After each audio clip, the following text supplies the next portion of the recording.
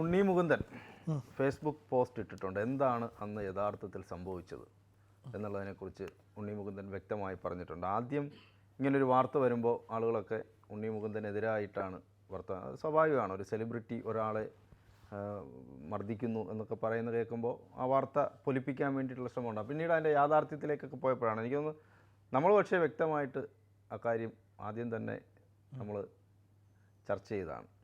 പിന്നീട് ആളുകൾക്ക് അതിൻ്റെ വ്യക്തത ഉണ്ടാകുന്നു, മനസ്സിലാക്കുന്നു. ഈ കൂളിംഗ് ഗ്ലാസ്സൊക്കെ ഇട്ട് ഇറങ്ങി വന്നു. കൂളിംഗ് ഗ്ലാസ് ഇട്ട് ഇറങ്ങി വന്ന് എന്തിനാണെന്ന് കണ്ണിൽ നോക്കി സംസാരിക്കൂ എന്നാണ് ഉണ്ണി മുകുന്ദൻ ആവശ്യപ്പെട്ടത്. രണ്ട് കാര്യങ്ങളുണ്ടോ, നീ ഈ ഗ്ലാസ്സിനകത്ത് എന്തെങ്കിലും റെക്കോർഡ് ചെയ്യാൻ ഒളിപ്പിച്ച് വെച്ചാൽ അത് അറിയാൻ പറ്റണമെന്നില്ല. മറ്റൊന്ന് കണ്ണിൽ നോക്കി സംസാരിക്കൂ എന്ന് പറഞ്ഞു. അപ്പോൾ അത് സമ്മതിച്ചില്ല. അങ്ങനെയാണ് അവിടെ അതിൻ്റെ പ്രശ്നങ്ങളൊക്കെയാണ് ഉണ്ടാകുന്നതെന്നൊക്കെ അദ്ദേഹം വിശദീകരിക്കുന്നുണ്ട്. ഈ മുൻ മാനേജരെന്ന് അവകാശപ്പെടുന്ന എന്നാൽ മാനേജരല്ലാത്ത അയാൾ ചെയ്ത കുഴപ്പങ്ങളെക്കുറിച്ചുമൊക്കെ ഉണ്ണി മുകുന്ദൻ പറയുന്നുണ്ട്. അതൊക്കെ സത്യമാണെന്ന് ആളുകൾക്ക് ബോധ്യപ്പെടുകയും ചെയ്തിട്ടുണ്ട്. എന്തായാലും ആ വിവാദം ഇപ്പോഴും അവസാനിച്ചിട്ടില്ല. ടൊവിനോയും ഉണ്ണി മുകുന്ദനെയും തമ്മിൽ തെറ്റിക്കാനുള്ള ശ്രമവും അതും സ്ക്രീൻഷോട്ട് എടുത്തിപ്പോൾ ഉണ്ണി മുകുന്ദൻ ഇട്ടിട്ടുണ്ട്. അവരെ തെറ്റിക്കാനുള്ള ശ്രമമാണ് നടന്നത്. അവർ തമ്മിൽ നല്ല സൗഹൃദമാണ് എന്ന് പറഞ്ഞ് ഉണ്ണി മുകുന്ദൻ തന്നെ പറയുകയാണ്. അതിനകത്തും ഒരു വ്യക്തത വന്നു കഴിഞ്ഞു. ഇനി എവിടെയാണ് ഇതിനകത്ത് പ്രശ്നം? അദ്ദേഹത്തിനെതിരെ ധാരാളം പരാതിയുള്ളതാണ് ഈ വിപിൻ്റെ കാര്യത്തിൽ. ഈ വിപിൻ കുമാറിൻ്റെ കാര്യത്തിൽ ഒരുപാട് പരാതികളുണ്ട്. ഞാനൊരു കഴിഞ്ഞ ദിവസം നമ്മളൊരു ചാനലിലെ പരിപാടിയിൽ പങ്കെടുക്കവേ ഈ വിഷയം ഞാൻ സംസാരിച്ചു. അപ്പോൾ ഞാൻ പറഞ്ഞു, ഈ വിപിൻ എന്ന് പറയുന്ന വ്യക്തി ഒരു തിരക്കഥ, ഒരു സ്ക്രിപ്റ്റ് റൈറ്ററെയും ഉണ്ണിയിലേക്ക് അടുപ്പിക്കാത്ത രീതിയിൽ ഇങ്ങനെ എന്താ പറയുക, ഉള്ള സ്ക്രിപ്റ്റ് റൈറ്റേഴ്സിനൊക്കെ നല്ല ചെറുപ്പക്കാർ, കഴിവുള്ള ടാലൻ്റ് ഉള്ള കുട്ടികൾ നല്ല കഥകളുമായി വരുമ്പോൾ അവരെയൊക്കെ എന്താ പറയുക, അവരെ തിരക്കാണെന്നാണ് പറയുന്നത്. ഉണ്ണിക്ക് തിരക്കെന്നൊക്കെ പറഞ്ഞ് ഒഴിവാക്കി വിടുന്ന ഒരു രീതി ഇദ്ദേഹത്തിന് സ്ഥിരമായിട്ടുണ്ട്. ഇത് ഞാൻ നേരത്തെ ഇൻഡസ്ട്രിയിൽ നിന്ന് അറിഞ്ഞൊരു കാര്യമാണ്. നേരത്തെ തന്നെ ഞാൻ ഞാൻ പറഞ്ഞില്ല, ഒരുപാട് കാലം ഞാൻ ഈ തിരക്കഥയുമായിട്ടൊക്കെ നടന്നിട്ടുള്ള ഒരാളാണ്. ഒരുപാട് ചിലപ്പോൾ ചില ഘട്ടങ്ങളിലൊക്കെ ഏകദേശമൊക്കെ അതൊരു പരുവ് എത്തുകയും പിന്നീട് പല കാരണങ്ങളാൽ തള്ളപ്പെടുകയും, ചിലപ്പോൾ നമ്മളിപ്പോൾ ഇത്രയും ദൂരെ നിന്നും ഇത് നമ്മളൊരു എന്താ പറയുക, ഈ ഒരു പ്രോസസ്സ് വർക്കൗട്ട് ആവണമെങ്കിൽ നമ്മൾ ഇതിനു വേണ്ടി തന്നെ നിൽക്കണം. പൂർണ്ണ സമയം ഇതിനു വേണ്ടി നിൽക്കണം. അത് നമ്മൾ എറണാകുളത്ത് തന്നെ സ്റ്റാൻഡ് ചെയ്യുന്നതായിരിക്കും ഏറ്റവും നല്ല ഇതിന് ഏറ്റവും ഗുണപ്പെടുന്ന ഒരു കാര്യം. ഇപ്പോൾ ചില സമയത്ത് ചില ഡയറക്ടേഴ്സിന് നമ്മളെ ഇന്ന സമയത്ത് കാണണം, ഇന്ന് രാവിലെ 10 മണിക്ക് നീ ഇങ്ങോട്ട് വരണം എന്ന് പറഞ്ഞു കഴിഞ്ഞാൽ ഞാൻ അവിടെ നിന്ന് ഓടി ഇവിടെ എത്തുമ്പോഴത്തേക്ക് എങ്ങനെ പോയി കഴിഞ്ഞാലും പാതിരാത്രിയാകും. ഇപ്പോൾ പല ജില്ലകളിലാണ് നമ്മൾ ജോലി ചെയ്യുന്നത്. അപ്പോൾ പിന്നെ നമുക്കെന്ന് വെച്ച് കഴിഞ്ഞാൽ ഈ ജോലിയിൽ നിന്നുള്ള വരുമാനമാണ് ഇതിൻ്റെ അടിസ്ഥാനം എന്നുള്ളത് കൊണ്ട് പൂർണ്ണ സമയം ഇതും കളഞ്ഞിട്ട് നമുക്ക് പോകാൻ പറ്റില്ല. ഇതിൻ്റെ പുറകെ നടക്കാൻ ഇവർ വിളിക്കുന്ന സമയത്തൊന്നും നമുക്കവിടെ ചെല്ലാൻ പറ്റില്ല. അങ്ങനെ പല കാരണങ്ങൾ കൊണ്ട് ഇത് മുടങ്ങിപ്പോയതാണ്. അപ്പോൾ അന്ന് ഇൻഡസ്ട്രിയിൽ ഇപ്പോൾ ഞാനിങ്ങനെ ഇതിനു വേണ്ടി ശ്രമിച്ചുകൊണ്ടേയിരിക്കുന്ന സമയത്ത് പല ആളുകളും എന്നോട് ഈ ഇൻഡസ്ട്രിയിലുള്ള കുറേ കഥകൾ ആരെ കണ്ടാൽ നടക്കും, ഏത് പ്രൊഡ്യൂസറെ കണ്ടാൽ ഇത് വർക്കൗട്ട് ആവും, അല്ലെങ്കിൽ ഏത് ഡയറക്ടർക്ക് ഇത് അടുത്ത് ഇത് എത്തിക്കഴിഞ്ഞാൽ ഇത് വർക്കൗട്ട് ആവും എന്നൊക്കെ പറഞ്ഞ് ഒരുപാട് പേര് എന്നോട് സംസാരിച്ചിട്ടുണ്ട്. ഒരുപാട് ആളുകൾ ഇങ്ങനെ ഈ കഥകളൊക്കെ സംസാരിക്കുകയും ഇങ്ങനെയൊക്കെയുള്ള കാര്യങ്ങൾ എന്നോട് പറഞ്ഞു തരികയും ഒക്കെ ചെയ്തിട്ടുണ്ട്. അപ്പോൾ അത് കൂട്ടത്തിൽ അങ്ങനെ വരുന്നതിനിടയിലാണ് ചില ഈ പറയുന്ന പോലെ അഴുക്കുകളെക്കുറിച്ചുള്ള സംസാരം വന്നത്. അതായത് ഈ ഇൻഡസ്ട്രിയിലേക്ക് വരുന്ന ഒരു പുതുതായി വരുന്ന ആൾക്കാരെ ഉപദ്രവിക്കുന്ന അഴുക്കുകൾ, അത്തരം അഴുക്കുകളെക്കുറിച്ചുള്ള ചർച്ച വരുന്നതിനിടയിലാണ് ഇങ്ങനെ സംസാരിച്ചു പോകുന്ന കൂട്ടത്തിലാണ് ഇയാളെക്കുറിച്ചൊരു സംസാരം വരുന്നത്. അതായത് വിപിൻ എന്ന് പറയുന്ന ഇദ്ദേഹത്തെക്കുറിച്ചൊരു സംസാരം വരുന്നത്. അപ്പോൾ ഇദ്ദേഹത്തിൻ്റെ ഒരു പ്രധാനപ്പെട്ട രീതി ഉണ്ണിയിലേക്ക് ഒരു കഥ എത്തിക്കാൻ ഇയാൾ സമ്മതിക്കില്ല എന്നുള്ളതായിരുന്നു പരാതി. ധാരാളം ചെറുപ്പക്കാർ എന്നോട് പറഞ്ഞിട്ടുള്ളതാണ്. ഈ സ്ക്രിപ്റ്റുമായിട്ടൊക്കെ നടക്കുന്ന ചെറുപ്പക്കാരൊക്കെ ഇപ്പം നമ്മൾ ഈ പറയുന്ന പോലെ നമ്മളിരുന്ന് അവർക്കൊപ്പം ഇരുന്ന് സംസാരിക്കുന്നത്. ഞാൻ ഈ കൊച്ചിയിൽ ജോലി ചെയ്യുന്ന സമയത്ത് ഇടയ്ക്കൊക്കെ ഇതുപോലെ നമ്മുടെ സമാന ചിന്താഗതികളുമായിട്ട് സമാന മോഹങ്ങളുമായിട്ട് നടക്കുന്ന ചെറുപ്പക്കാരുടെ അടുത്തേക്ക് നമ്മൾ പോകാറുണ്ടായിരുന്നു. അവരോടൊക്കെ നമ്മളിങ്ങനെ അവിടെ പോയിരുന്ന് ഡിസ്കസ് ചെയ്യും, ഇങ്ങനെ സിനിമാക്കാരെ കുറിച്ച് ഇങ്ങനെ എത്താം, ആര് അവൈലബിൾ ആണ്. അതുപോലെ ഇപ്പോൾ ചിലരുടെയൊക്കെ ഫോൺ നമ്പറുകൾ അവർ തന്നെ നമുക്ക് തരാറുണ്ട്. ചില ഫോൺ നമ്പറുകൾ ഞാൻ അവർക്ക് അങ്ങോട്ട് കൊടുക്കാറുണ്ട്. അങ്ങനെ പലർക്കും ഗുണപ്പെടുന്ന ഇപ്പം ഒരു ജോണർ ഏതാണെന്ന് വെച്ച് കഴിഞ്ഞാൽ അതിന് ആരാണ് ഉപകാരപ്പെടുന്നത്. ഇപ്പം നമ്മൾ കൊണ്ടുപോയി ഒരു ഡയറക്ടർ കൊടുത്തിട്ട് ഒരു ക്രൈം ത്രില്ലർ സാധനം കൊണ്ടുപോയി കൊടുക്കുമ്പോഴത്തേക്ക് ആ ഡയറക്ടർ എന്താ ഫീൽ ഗുഡ് മൂവി മാത്രം ചെയ്ത് ശീലിച്ച ആളാണെങ്കിൽ അദ്ദേഹത്തെ കൊണ്ട് അത് വർക്കൗട്ട് ആവില്ല. അപ്പം നമ്മൾ എന്ത് ചെയ്യുന്നത് വെച്ച് കഴിഞ്ഞാൽ ആ ജോണർ പറ്റുന്ന, അത് ചെയ്ത് ശീലമുള്ള, അല്ലെങ്കിൽ അതിനോട് എന്താ പറയുക, അതിനോടൊരു പാഷനുള്ള ആളുകളെ കൊണ്ട് മാത്രമേ അത് ചെയ്തെടുക്കാൻ പറ്റുള്ളൂ. ഇപ്പം നമ്മൾ പോയി ഒരു കഥ പറയുമ്പോൾ അത് മനസ്സിലാക്കുന്ന ആൾ വേണമല്ലോ. അപ്പം ചില ആളുകളൊക്കെ ഇങ്ങനെ പറഞ്ഞു, ഇതുപോലെ ആരെ വേണമെങ്കിലും സെലക്ട് ചെയ്തു, പക്ഷേ ആ ഉണ്ണി മുകുന്ദൻ്റെ അടുത്തേക്ക് പോകാത്തതാണ് നല്ലത്. കാര്യം ചെരുപ്പ് തേയുമെന്നല്ലാതെ യാതൊരു ഗുണവും ഉണ്ടാവില്ല എന്നുള്ളതായിരുന്നു അന്നത്തെ ഒരു സംഭാഷണം. ഞാനതിനെക്കുറിച്ച് ഇങ്ങനെ ഡീറ്റെയിൽ ആയിട്ട് ഇങ്ങനെ കാര്യങ്ങളൊക്കെ ചോദിച്ചപ്പോൾ ഉണ്ണി മുകുന്ദൻ വളരെ പൊതുസമൂഹത്തിൽ മറ്റുള്ളവരോട് വളരെ മാന്യമായി പെരുമാറുന്ന ഒരു വ്യക്തി, പുതുതായിട്ട് അതും ഇൻഡസ്ട്രിയിൽ വളരെ കഷ്ടപ്പെട്ട് കയറി വന്ന ഒരാൾ. അപ്പോൾ പുതുതായി വരുന്ന തുടക്കക്കാരോട് ഇദ്ദേഹത്തിന് എന്താണ് ഇത്ര വെറുപ്പെന്ന് ഞാൻ ആലോചിച്ചു. താൻ വന്ന വഴി മറന്നോ ഇദ്ദേഹം എന്നുള്ള ഒരു ചിന്തയായിരുന്നു. പക്ഷേ പിന്നീടാണ് മനസ്സിലാകുന്നത് ഇദ്ദേഹത്തിൻ്റെ മാനേജറാണ് ഇതെല്ലാം ചെയ്തുകൊണ്ടിരിക്കുന്നത്. മാനേജർ എന്ന പേരിൽ വിലസുന്ന ഇദ്ദേഹം ഒരു കഥ പോലും എത്തിക്കാൻ ഇദ്ദേഹത്തിന് അരികിലേക്ക് എത്തിക്കാൻ പറ്റാത്ത രീതിയിൽ എത്തിക്കാതിരിക്കുകയല്ല. ഇപ്പോൾ ഒരു കഥ അദ്ദേഹം ഒരു വൺ ലൈൻ കേൾക്കുന്നു, അയ്യോ ഇത് ഉണ്ണിക്ക് പറ്റില്ല, അല്ലെങ്കിൽ ഉണ്ണി ഓൾറെഡി ഈ ഇയർ അല്ലെങ്കിൽ ഈ ഒരു 2 വർഷത്തേക്ക് ഉണ്ണിക്ക് ഡേറ്റ് ഇല്ല ഇങ്ങനെ പറഞ്ഞു കഴിഞ്ഞാൽ ഇത് അവര് മറ്റൊരു ആൾക്കാർ എന്താ പറയുക, ഒരു നടനെയോ അല്ലെങ്കിൽ മറ്റൊരു പ്രൊഡ്യൂസറെയോ ഒരു സംവിധായകനെയോ ഒക്കെ ഉണ്ണിയിലേക്ക് കൂടുതൽ പേര് എത്താൻ ശ്രമിക്കുന്നത്. ഉണ്ണിക്ക് സ്വന്തമായിട്ടൊരു പ്രൊഡക്ഷൻ കമ്പനി ഉണ്ട്. 2018 മുതൽ അദ്ദേഹം സിനിമ നിർമ്മിക്കുന്നുണ്ട്. അപ്പം അങ്ങനെ ഒരു പ്രൊഡക്ഷൻ കമ്പനിയുള്ള ഒരാൾക്ക് എളുപ്പത്തിൽ കഥ ഇഷ്ടപ്പെടുകയാണെങ്കിൽ പെട്ടെന്ന് ഇത് വർക്കൗട്ട് ആവും. സാധാ ഒരു ഡയറക്ടർക്ക് അരികിൽ അല്ലെങ്കിൽ ഒരു നടൻ്റെ അരികിലേക്ക് എത്തുകയാണെങ്കിൽ പിന്നെ ഡയറക്ടർ വേണം, പിന്നെ പ്രൊഡ്യൂസർ വേണം.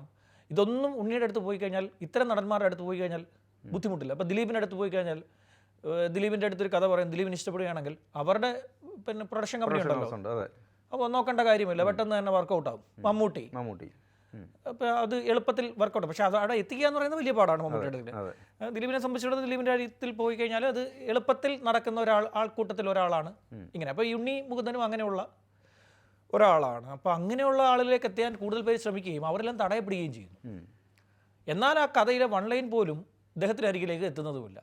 അപ്പോൾ ഞാൻ ഈ വിഷയമാണ് കഴിഞ്ഞ ദിവസം ചർച്ചയിൽ ഈ സംഭവങ്ങളൊക്കെ വരുന്നതിന് മുമ്പ്, അതിനുശേഷമാണ് ഒരു ഡയറക്ടർ പോലും പറഞ്ഞത് അയാൾക്ക് 2 കിട്ടിക്കഴിഞ്ഞാൽ കിട്ടിയെങ്കിൽ നന്നായി, കിട്ടിയെങ്കിൽ അത് നന്നായി. ഒരുപാട് തിരക്കഥകൾ എത്താതെ ഉണ്ണിക്ക് അരികിൽ എത്താതെ പോകാതിരിക്കാനുള്ള കാരണം ഇയാളാണെന്ന് പറഞ്ഞത് ഞാൻ ഈ ചർച്ച അവതരിപ്പിച്ച ശേഷമാണ്. ഞാനിത് ആ സംഭവം നടന്നതിൻ്റെ ഏതാണ്ട് ഒരു മണിക്കൂറിനുള്ളിൽ നമ്മൾ ആ വിഷയം ചർച്ചയ്ക്ക് എടുത്തു. അപ്പോൾ ഞാൻ പറഞ്ഞു വിപിൻ്റെ കാര്യത്തിൽ ഇങ്ങനെ ഒരു ആരോപണം ഇൻഡസ്ട്രിയിൽ മൊത്തത്തിൽ നിലനിൽക്കുന്നുണ്ട്. ഞാൻ ഈ ചർച്ച നടത്തിയ ശേഷം ധാരാളം ചെറുപ്പക്കാരനെ വിളിച്ചു. ഒട്ടനവധി പേര് എന്നെ അറിയാവുന്നവർ, ചിലരൊക്കെ തന്നെ നമ്പർ തപ്പിയെടുത്ത് അന്വേഷിച്ച് കണ്ടുപിടിച്ചൊക്കെ, നേരത്തെ വാക്കിംഗ് ഷാപ്പിലൊക്കെ നമ്മൾ നമ്പർ ഉണ്ടായിരുന്നു, ചാനലിനകത്തുണ്ടായിരുന്നു. അപ്പോൾ ആ നമ്പറൊക്കെ എടുത്ത് വെച്ച് വിളിച്ചിട്ട് നിങ്ങൾ പറഞ്ഞത് 100% ശരിയാണെന്ന് എന്നോട് പറഞ്ഞു. നിങ്ങൾ പറഞ്ഞത് വളരെ കറക്റ്റാണ്. പക്ഷേ കമൻറ്റ് ബോക്സ് നമുക്കെതിരായിരുന്നു. അതുണ്ടാവും. അത് ഉണ്ണി മുകുന്ദൻ ഒരു പിന്നെ സംഖ്യയാണെന്നും ആ സംഖ്യയെ സപ്പോർട്ട് ചെയ്യാൻ ഇറങ്ങിയിരിക്കുന്ന ഞാനെന്ന വ്യക്തി എന്നുള്ളതാണ് ഒരു കാര്യമായി അവർ പറഞ്ഞിരിക്കുന്നത്, പ്രധാനപ്പെട്ട ഒരു കാര്യമായിട്ട്. അങ്ങനെയാണെങ്കിൽ ഞാൻ ഈ ജിഷ കൊലക്കേസിലെ അമീർ ഉൽ ഇസ്ലാമിൻ്റെ കാര്യത്തിൽ ഒരുപാട് സംശയങ്ങൾ പറഞ്ഞിട്ടുണ്ട്. അമീർ ഉൽ ഇസ്ലാം എന്ന് പറയുന്ന വ്യക്തി ഒരു കാര്യവാഹകാണ് RSSൻ്റെ. നാഗ്പൂരിൽ നിന്ന് നേരിട്ട് അയച്ചിരിക്കുക. ഓടാവിടുന്ന് പറയുന്നവനും പറയട്ടെ, ഒന്നും കാര്യമില്ല, പറയാനുള്ളത് പറയും, അതൊക്കെ ഉള്ളൂ. അപ്പോൾ ഇദ്ദേഹത്തിൻ്റെ കാര്യത്തിൽ പിന്നെ ഒരു അനീതി അവിടെ സംഭവിച്ചു. ഒന്ന്, അദ്ദേഹം അറിയാതെ ക്രൂശിക്കപ്പെടുന്നു. ഇദ്ദേഹത്തിന് ഈ പറയുന്ന പോലെ നമ്മുടെ ഈ ചുറ്റുപാടുമുള്ള ആളുകളുണ്ടല്ലോ, വലയം, ഈ വലയത്തിൽ നിന്നാണ് ഇദ്ദേഹത്തിന് അരികിലേക്ക് ഒരു വിഷയത്തിൻ്റെ യാഥാർത്ഥ്യം എത്തുന്നത്. അപ്പോൾ ആ വലയം തീരുമാനിക്കും എന്ത് ആ നടനിലേക്ക് എത്തണം എന്നുള്ളത്. ഇപ്പോൾ ആലോചിച്ച് നോക്കുക. അപ്പോൾ അദ്ദേഹത്തിന് പൂർണ്ണസമയം അദ്ദേഹത്തിൻ്റെ ഒരു പേഴ്സണൽ നമ്പർ ഓണാക്കി, അല്ലെങ്കിൽ ഒരു എല്ലാവരുടെയും കിട്ടിയ ഒരു നമ്പർ അദ്ദേഹം ഓണാക്കി വെക്കാൻ പറ്റില്ല.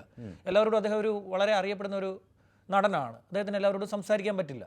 അപ്പോൾ അങ്ങനെ ഒരുപാട് വിഷയങ്ങളുണ്ട്, പരിമിതികളുണ്ട്, ഒരുപാട് പ്രശ്നങ്ങളുണ്ട്. അപ്പോൾ അദ്ദേഹം എന്ന് വെച്ച് കഴിഞ്ഞാൽ ഈ ചുറ്റുപാടുമുള്ളവരെ എന്ത് ചെയ്യും, ആശ്രയിക്കേണ്ടി വരും. ചുറ്റും എന്താണ് നടക്കുന്നത്, തനിക്ക് ചുറ്റും എന്തൊക്കെ കാര്യങ്ങൾ നടക്കുക. ഇപ്പോൾ ഇവർ കൊടുക്കുന്ന ഇൻപുട്ടാണ്, ഇവരെന്ത് ഇൻപുട്ട് കൊടുക്കുന്നോ അതാണ് അദ്ദേഹത്തിൻ്റെ ഉള്ളിലേക്ക് എത്തുന്നത്. അപ്പോൾ എന്താ, തിരക്കഥ വരുന്ന നല്ല തിരക്കഥ എത്തുന്നത് അറിയിക്കുന്നില്ല. അല്ലെങ്കിൽ ഏതെങ്കിലും ഒരു ചെറുപ്പക്കാരൻ അവൻ്റെ ഉള്ളിൽ സ്റ്റഫ് ഉണ്ടായിരിക്കും, അതറിയിക്കാതെ എന്താ അപ്പോൾ പോയി കഴിഞ്ഞാലുള്ള, അതറിയാതെ പോയി കഴിയുമ്പോൾ ചിലപ്പം ചില സിനിമകൾ മിസ്സായി പോകും.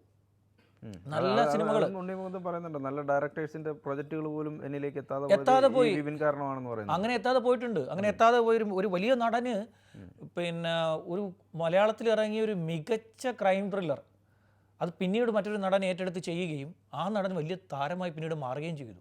ഒരു മികച്ച ക്രൈം ത്രില്ലർ പിന്നെ ഒരു വലിയ നടൻ്റെ അരികിലാണ് ആദ്യം എത്തിയത്. അദ്ദേഹത്തെ ഉദ്ദേശിച്ച് എഴുതിയ സ്ക്രിപ്റ്റാണ്, അദ്ദേഹത്തെയാണ് ഉദ്ദേശിച്ചത്, ആ ക്യാരക്ടർ അദ്ദേഹമായിരുന്നു. അത് ആ നടൻ ചെയ്യാതെ പോയി, അത് ഒരു സിനിമയ്ക്ക് പറ്റിയതിന് അത്ര ഇല്ല എന്ന് പറഞ്ഞ് മടക്കി അയച്ചു. പക്ഷെ ആ സ്ക്രിപ്റ്റ് എവിടെ എത്തി, ഭയങ്കര ഹിറ്റായി സിനിമ, വലിയ ഹിറ്റായി, വലിയ രീതിയിൽ ചർച്ച ചെയ്യപ്പെട്ടു ആ സിനിമ. അതാണ് എ മാൻ വിത്ത് സ്കാർ എന്ന് പറഞ്ഞിട്ടായിരുന്നു അതിൻ്റെ ടാഗ് ലൈൻ എന്ന് എൻ്റെ ഓർമ്മ. അങ്ങനെയായിരുന്നു എൻ്റെ ഓർമ്മ. അപ്പോൾ ആ സിനിമയുടെ സിനിമ പറയുന്നില്ല, അതാണെങ്കിൽ ഏത് നടനാണ് ഇത് കളഞ്ഞെന്നൊക്കെ പറയും. കണ്ടുപിടിച്ചളയും അങ്ങനെ കണ്ടുപിടിക്കാം. ആ കണ്ടുപിടിച്ചിട്ട് തെറി കളിക്കാനല്ല, അന്വേഷിച്ച് കുറേ സമയം എടുത്ത് കണ്ടുപിടിച്ചിട്ട് തെറി കളിക്കും. അപ്പോൾ പിന്നെ ഇങ്ങനെ ഇയാൾ ഇദ്ദേഹത്തെ വളരെ എന്താ പറയുക ഇങ്ങനെ അടിച്ചമർത്തി ഇങ്ങനെ ഇരുത്തിയിരിക്കുക. അദ്ദേഹം പോലും അറിയാം അദ്ദേഹത്തെ ഇങ്ങനെ അമർത്തി പിടിച്ചിരിക്കുകയാണ്. അദ്ദേഹത്തിലേക്ക് ഒരു സംഭവം എത്താതെ ഇത്തരം ഇത്തിൽ കണ്ണികളെ കൂടെ കൂട്ടാതിരിക്കുക എന്നുള്ളതാണ് ഏറ്റവും പ്രധാനപ്പെട്ട കാര്യം. ഉണ്ണി പറയുന്നൊരു കാര്യം, പ്രൊഫഷണൽ മാനേജർ എന്ന് പറയുന്നൊരു പോസ്റ്റ് എൻ്റെ സംവിധാനത്തിലില്ല. എനിക്ക് ആകപ്പാടെ എൻ്റെ കൂടെയുള്ള സ്ഥിരം സ്റ്റാഫ് എന്ന് പറയുന്ന അരുൺ അരിയൂർ എന്ന് പറയുന്ന ആൾ മാത്രമാണ്. 2014 അദ്ദേഹം എൻ്റെ ഒപ്പം കൂടിയതാണ്. ഇന്ന് വരെയും അദ്ദേഹം എൻ്റെ ഒപ്പം ഉണ്ടെന്നാണ് ഈ ഉണ്ണി മുകുന്ദൻ പറയുന്നത്. ബാക്കി ആരും പെർമനൻ്റ് ആയിട്ട് എൻ്റെ കൂടെ ഇല്ല എന്നാണ് പറഞ്ഞിരിക്കുന്നത്. പിന്നെ ഒരു സംഭവം ഇദ്ദേഹം അംഗീകരിക്കുന്നുണ്ട്. ഇദ്ദേഹം ഗ്ലാസ് ചവിട്ടി പൊട്ടിച്ചു, അത് താൻ ചെയ്ത പ്രവൃത്തിയാണെന്ന് സമ്മതിക്കുന്നുണ്ട്. പക്ഷേ ആക്രമിച്ചിട്ടില്ല എന്ന് പറയുന്നുണ്ട്. പോലീസ് ഇൻഫോ പാർക്ക് പോലീസുമായി നമ്മൾ ബന്ധപ്പെടുമ്പോൾ പോലീസ് ഉദ്യോഗസ്ഥർ പറയുന്നത്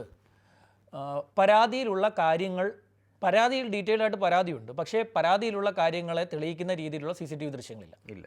ആ CCTV പൂർണ്ണ സമയം പോലീസ് പരിശോധിച്ചു. പിന്നെ സാക്ഷിമൊഴികളൊന്നും തന്നെ ഇല്ല. ഇവർ രണ്ടുപേരും തമ്മിൽ അടികൂടുന്ന സമയത്ത് അടി മർദ്ദിച്ചുകൊണ്ടിരിക്കവേ വിഷ്ണു ഉണ്ണിത്താൻ എന്ന് പറയുന്ന ഇവരുടെ കോമൺ ആയിട്ടുള്ളൊരു സുഹൃത്ത് വന്ന് പിടിച്ചു മാറ്റിയതാണ് വിപിൻ്റെ പരാതിയിൽ പറഞ്ഞിരിക്കുന്നത്. പക്ഷേ അവിടെ സാക്ഷിമൊഴി വന്നിട്ടില്ല. ഇപ്പോൾ ആൻറ്റിസിപ്പേറ്ററി ബെയിൽ മുൻകൂർ ജാമ്യം വന്നിട്ടുണ്ട് കോടതിയിലേക്ക്. Ernakulam first class judicial magistrate കോടതിയിലേക്ക് വന്നിട്ടുണ്ട് ജാമ്യാപേക്ഷ. പോലീസ് സ്വാഭാവികമായും പറയും ഇത് സ്റ്റേഷൻ ജാമ്യം കിട്ടുന്ന കേസാണെന്ന് പറയും. അത്രേ ഉള്ളൂ. സ്റ്റേഷൻ ജാമ്യം, മുൻകൂർ ജാമ്യത്തിൻ്റെ ഒന്നും കാര്യമില്ല. അത് കോടതിയിൽ പ്രോസിക്യൂഷനെ കൊണ്ട് പറയിക്കാൻ വേണ്ടിയിട്ടാണ് ഈ മുൻകൂർ ജാമ്യം അവിടെ ചെന്നത്. പോലീസ് എന്നിട്ട് പ്രോസിക്യൂഷൻ പറയാൻ വന്നത് ഇത് സ്റ്റേഷൻ ജാമ്യം കൊടുക്കാവുന്ന കേസാണ് എന്ന് പറയും. മൊഴിയെടുക്കുക, കോടതി പറയുമ്പോൾ സ്റ്റേഷനിൽ പോയി ഹാജരാവാൻ പറയും.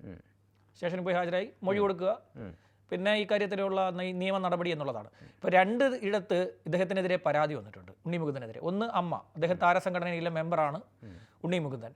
ഫെഫ്ക പിന്നെ മെമ്പറാണ് ഈ വിപിൻ കുമാർ. ഫെഫ്കയിലെ PROമാരുടെ യൂണിയനിൽ ഇയാൾക്ക് വിപിൻ കുമാറിന് അംഗത്വമുണ്ട്. അപ്പോൾ ഇയാൾ എന്തെന്ന് വെച്ച് കഴിഞ്ഞാൽ പിന്നെ ടൊവിനോയെ വെച്ചുകൊണ്ട് ഉണ്ണി മുകുന്ദനെ ഓപ്പറേറ്റ് ചെയ്യാനാണ് നോക്കിയത്. ടൊവിനോയെ മുന്നിൽ നിർത്തി ഉണ്ണി മുകുന്ദനെ കൈകാര്യം ചെയ്യുക എന്നുള്ളൊരു ചിന്തയാണ് അദ്ദേഹത്തിന് ഉണ്ടായിരുന്നത്. അതായത് ഒരു 2 പേരെ തമ്മിൽ ഇങ്ങനെ എന്താ പറയുക തെറ്റിക്കല്ല, 2 ഇടത്ത് നിർത്തിക്കൊണ്ട് അതിൻ്റെ നടുക്ക് നിന്ന് അവർ തമ്മിൽ ചിലപ്പം പ്രൊഫഷണലായിട്ടുള്ള ജലസി ഉണ്ടാവും.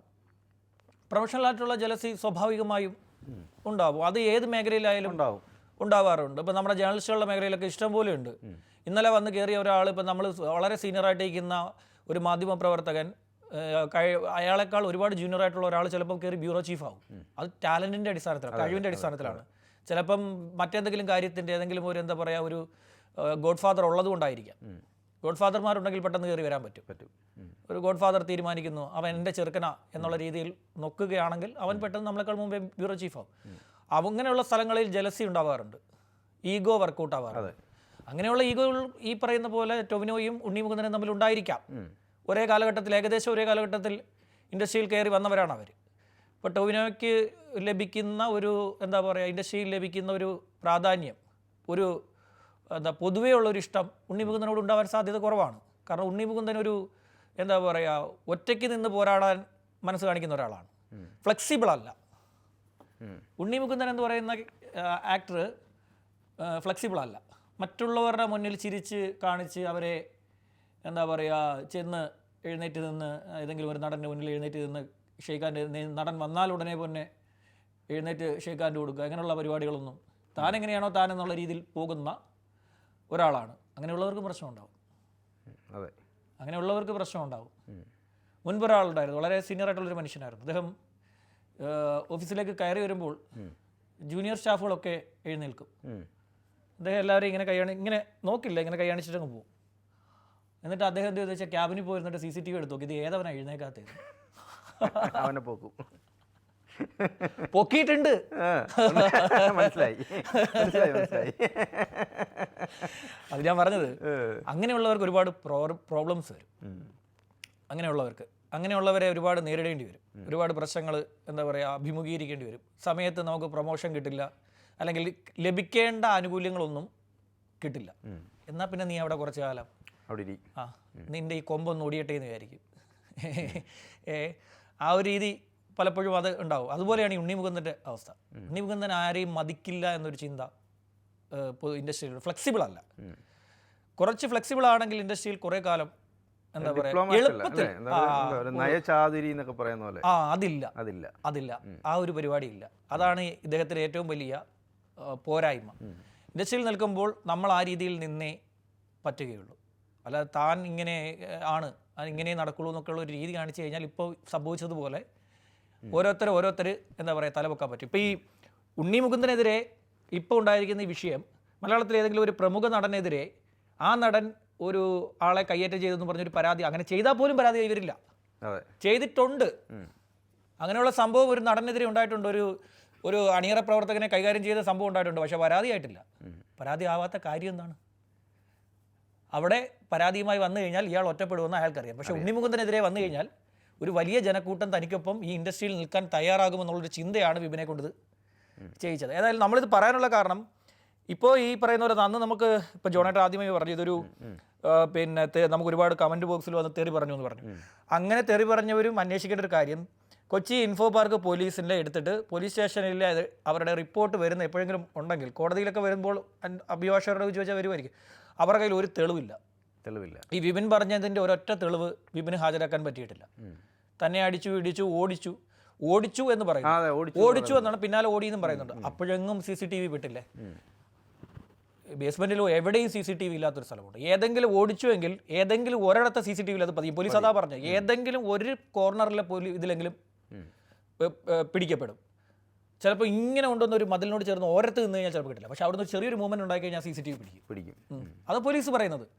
ആ വെച്ചിരിക്കുന്ന CCTVയിൽ ഒരെണ്ണം പോലും ഇത്തരം ഓടിക്കുന്നൊരു ദൃശ്യം വന്നിട്ടില്ല. ഇയാൾ വന്നതും പോകുന്നതും ഇദ്ദേഹം പോകുന്നതിൻ്റെയും ഒക്കെ ദൃശ്യങ്ങൾ അതിലുണ്ടെന്നല്ലാതെ പിന്നെ ബാക്കി എവിടെയും ഈ CCTV ദൃശ്യങ്ങൾ എവിടെയും ഇങ്ങനെ ഒരു ഓടിക്കുന്നോ സംഭവം ഉണ്ടായിട്ടില്ല. അവരും ഓടിക്കുന്നെങ്കിൽ എന്താ പറ്റുക? 2 ചൂട് മാത്രമാണല്ലോ വെക്കുന്നത്, പുറകെ ഓടുമല്ലേ, 2 പേര് മൂവ്മെൻ്റ് അല്ലേ. അവിടെ കിടക്കുന്ന മുഴുവൻ സംവിധാനത്തെ, പാർക്കിംഗ് ഏരിയയിൽ കിടക്കുന്ന മുഴുവൻ സംവിധാനത്തെയും സുരക്ഷ ഒരുക്കുന്ന രീതിയിൽ അവിടെ ഇരിക്കുന്ന ഏതെങ്കിലും ഒരു വസ്തുവിന് ചലനം ഉണ്ടായാൽ അത് കിട്ടുന്ന രീതിയിലാണ് അവിടുത്തെ CCTVയെ പിന്നെ ഇത് വെച്ചിരിക്കുന്നത്. അപ്പോൾ ഒരു മൂവ്മെന്റ് ഉണ്ടായി കഴിഞ്ഞാൽ കിട്ടിയിട്ടില്ല. അതാണ് പോലീസ് പറയുന്നത്. തെളിവൊന്നും തന്നെ കിട്ടിയിട്ടില്ല എന്നാണ് പറഞ്ഞിരിക്കുന്നത്. അപ്പോൾ എന്താണെന്ന് വെച്ച് കഴിഞ്ഞാൽ മനഃപൂർവ്വം, ഞാനിപ്പോഴും പറയുന്നു, അദ്ദേഹത്തെ മനഃപൂർവ്വം കൈകാര്യം ചെയ്യാനുള്ള ഒരു മാസ്റ്റർ പ്ലാൻ ഇതിൽ അല്ല. ഈ കൂടെ നിന്നിട്ട് പണി കൊടുക്കുമ്പോൾ തീർച്ചയായിട്ടും പ്രതികരിക്കില്ലേ? ആളുകൾ അങ്ങനെയാണല്ലോ. നമ്മുടെ കൂടെ നിന്നിട്ട് പണി കൊടുക്കുന്ന ഒരാളെ ചെന്നിട്ട് ചോദിക്കും, നീ നന്നായി വാ എന്ന് പറഞ്ഞ് അനുഗ്രഹിച്ചൊന്നും വിടത്തില്ലല്ലോ. അത് ഡിപ്ലോമാറ്റിക് ആണെങ്കിൽ അനുഗ്രഹിച്ചു. പക്ഷേ അടിപ്പണി അത് കൊടുക്കും. പിന്നെ മേലാ എല്ലാ ചതിയും വഞ്ചനയും ഓർത്തു വെക്കും. എന്നിട്ട് അവസരം വരുമ്പോൾ ഓരോന്നോട്ടെ, ഇന്നസെന്റിന്റെ ഡയലോഗ് ഒരു സിനിമയിൽ ഓരോന്നായിട്ട് എടുത്ത് പ്രയോഗിക്കും. ബുദ്ധിയുള്ളവൻ എന്ത് ചെയ്യുന്ന വെച്ച് കഴിഞ്ഞാൽ ഇങ്ങനെ സംയമനം പാലിക്കും, മിണ്ടാതിരിക്കും, അവസരത്തിന് വേണ്ടി കാത്തിരിക്കും. എന്നിട്ട് പണി കൊടുക്കും. നല്ല അവസരത്തിന് വേണ്ടി കാത്തിരിക്കും. അത്രയേറെ എന്താ പറയുക, അത്ര കുറുക്കന്റെ ബുദ്ധി ഇല്ലാത്ത ആളുകൾ ഇതുപോലെ പോയിട്ട് നേരിട്ട് പോയി ചോദിക്കാൻ പെട്ടെന്ന് ചോദിക്കാൻ കുറുക്കന്റെ ബുദ്ധി ഇല്ലാത്തവർ നേരിട്ട് ചോദിക്കാൻ പോകും. ഒരു ഇത്തിരി ബുദ്ധിയുള്ളവൻ, കുറുക്കന്റെ ബുദ്ധി ഉണ്ടെങ്കിൽ അവസരത്തിന് വേണ്ടി കാത്തിരിക്കും. അവസരം നമ്മളെ തേടി വെത്തും. അവസരം എന്ന് പറയുന്നത് ഇപ്പം എന്ത് കാര്യമാണെങ്കിലും ഒരാൾ നമുക്കിട്ടൊരു കാര്യം ചെയ്തു കഴിഞ്ഞാൽ അതിന് ചെയ്യേണ്ട കാലവും സമയവും നമുക്ക് അനുകൂലമായി വരണം. അപ്പോൾ മാത്രമേ പ്രതികരിക്കാവൂ. അല്ലാതെ പ്രതികരിച്ചാൽ എടുത്തു ചാടി ഒരു കാര്യം ചെയ്തു കഴിഞ്ഞാൽ ഉണ്ടാകുന്നത് ഡാമേജ് എന്ന് പറയുന്നത്, അയാൾക്കൊരു ഡാമേജ് ഉണ്ടാക്കാൻ നമുക്ക് സാധിക്കും. ആ ഡാമേജിൻ്റെ പെർസെൻറ്റേജിൻ്റെ ഇരട്ടിയായിരിക്കും നമുക്ക് സംഭവിക്കുന്നത്. അതിൻ്റെ ഇരട്ടി സംഭവിക്കും. അതുകൊണ്ട് കരുതി എന്താ പറയുക, അങ്ങനെ എടുത്തു ചാടി ഒരു കാര്യത്തിൽ കരുതലോടെ നീങ്ങുക. കരുതലല്ല വേണ്ടത്. അവസരം, അതായത് കാലവും സമയവും അനുകൂലമായി വരുമ്പോൾ മാത്രമേ ഒരു പ്രവൃത്തി ചെയ്യാവൂ. അതായത് ജീവിതത്തിൻ്റെ നിർണായകമായിട്ടുള്ള പ്രവൃത്തിയെ കാലവും സമയവും അനുകൂലമാകാത്ത രീതിയിൽ ചെയ്യരുത്. ഉപദേശമാണ്, ഉപദേശമല്ല. ഒരു പ്രതികാരം ചെയ്യുമ്പോൾ അതിന് ബുദ്ധി വേണം. പ്രതികാരം ചെയ്യാൻ പോകുന്നവർക്കുള്ള ഉപദേശമാണ്. ഇനി അതിനുള്ള തെറിയാണ് അടുത്തത്. എല്ലാം വായിച്ചെടുത്തോളൂ. കാര്യം എന്നെയാണ് തെറി വിളിക്കുന്നതെങ്കിലും കിട്ടുന്നത് നിങ്ങൾക്കാണ്. ശരി.